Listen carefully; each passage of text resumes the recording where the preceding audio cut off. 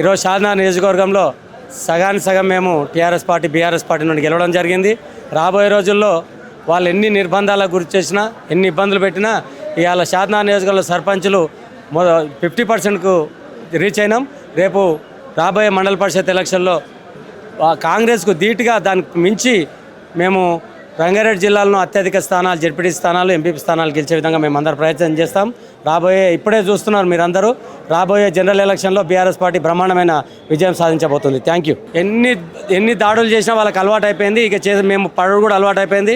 కేసులు పెట్టారు, అన్ని పెడతానే ఉన్నారు, చూస్తూనే ఉన్నాం. అన్నిటికీ మా కార్యకర్తలు 2 ఏళ్ళు భరించడానికి సిద్ధంగా ఉన్నారు. 2 ఏళ్ళ తర్వాత ప్రతిదానికి ప్రతిఫలం చెల్లించే విధంగా ప్రయత్నం చేస్తాం. పోయినసారి ఒక 30 ఓట్లతోటి నేను బీఆర్ఎస్ నుంచి పోటీ చేసిన 30 ఓట్లతోటి పోయినసారి పోయినప్పుడు మళ్ళీ ఈసారి పోటీ చేసి మా పెద్దోళ్ళందరూ సహకారాలతోటి బీఆర్ఎస్ నుంచి 30 ఓట్లతోటి నేను మెజార్టీ బీఆర్ఎస్ నుంచి 30 ఓట్లతోటి నేను మెజార్టీతోటి గెలిచిన. మా పెద్ద మనుషులంతా బీఆర్ఎస్ నుంచి సపోర్ట్ చేసి చాలా సపోర్ట్ చేసి నాకు గెలిపించారు. మా మాజీ సర్పంచ్ కూడా చాలా మా ఎంబడి ఉండి పోరాటాలు చేసి మాది డిప్టీ కూడా చాలా మా ఎంబడి ఉండి గెలిపించారు. నాకు చాలా సంతోషం.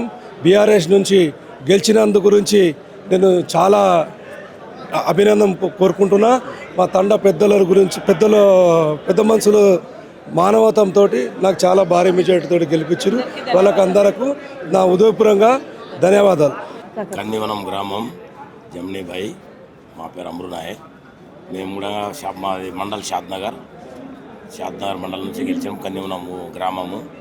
మేము కూడా మేము 101 ఓటుతో గెలిచినాం మెజార్టీ. మా తన కూడా 1100 ఓట్ల మెజార్టీ ఉంది.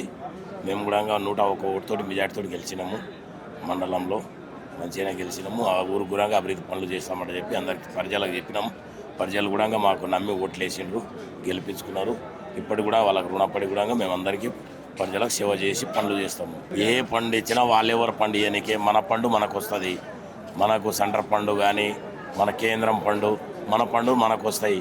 మనకు వాళ్ళు ఏం పండిస్తారు, మన గ్రామ పంచాయతీ పండు నుంచి మేము పనులు చేసుకుంటామని చెప్పి మేము ధైర్యంగా గెలుచుకున్నాము.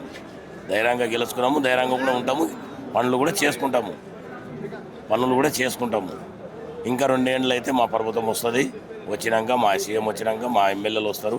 మేము అప్పుడు కూడా మా పనులు మేము చేసుకోగలుగుతాం. నేను నందిగాం గ్రామ పంచాయతీ 4th వార్డు నుంచి వార్డు మెంబర్గా గెలిచిన. మా ఊరి జనాభా వచ్చేసి 5400 జనాభా ఉంటుంది. ఒక వార్డుకు వచ్చేసి 400 మంది ఉంటారు, 400 చిల్లర.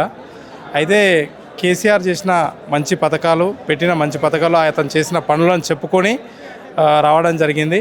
అయితే విషయం ఏంటంటే ఇప్పుడున్న సర్పంచులు అంటే గెలిచిన వాళ్ళు కూడా కాంగ్రెస్ వాళ్ళు ఎవరైనా అయితే గెలిచిరో వాళ్ళు ఇందిరమ్మ ఇండ్లు ఇవ్వమని అవి ఇవ్వమని దౌర్జన్యాలకు పాల్పడుతూ గెలవడం జరిగింది. అట్లా గెలిచిన వాళ్ళు మేమేం భయపడము. ఎందుకంటే వాళ్ళది ఉండేది ఇంకా 2.5 సంవత్సరాలు అయితే అయిపోతుంది. ఆ 2.5 సంవత్సరాలలో ఆ 60 సంవత్సరం ఎట్లాగో ఎలక్షన్ పీరియడే అవుతుంది.